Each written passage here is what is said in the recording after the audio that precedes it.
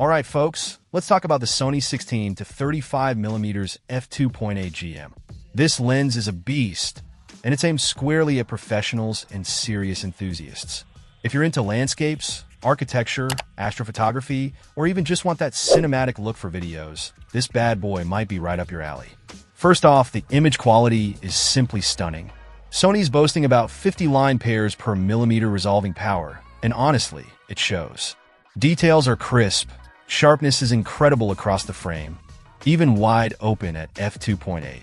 We're talking edge-to-edge clarity here, people. A big part of that comes down to the two XA elements. Those are extreme aspherical elements, which basically correct for distortions and aberrations that can make images look soft or wonky. And speaking of f2.8, that constant aperture is a game changer.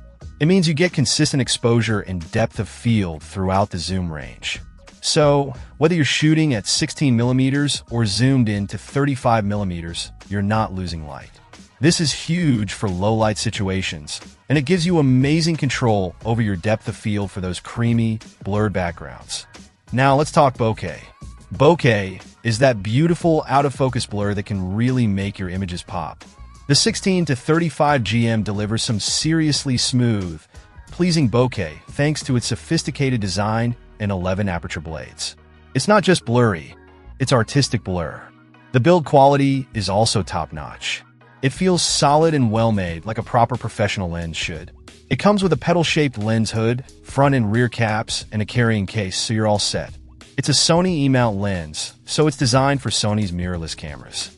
One thing to keep in mind is the minimum focus distance. It's not a macro lens, so you won't be getting super close-up shots. But for its intended purpose, wide-angle photography, it's more than adequate. The maximum magnification ratio isn't huge, but again, that's not what this lens is about. The 16-35mm focal length is incredibly versatile. At 16mm, you can capture sweeping landscapes and dramatic architecture.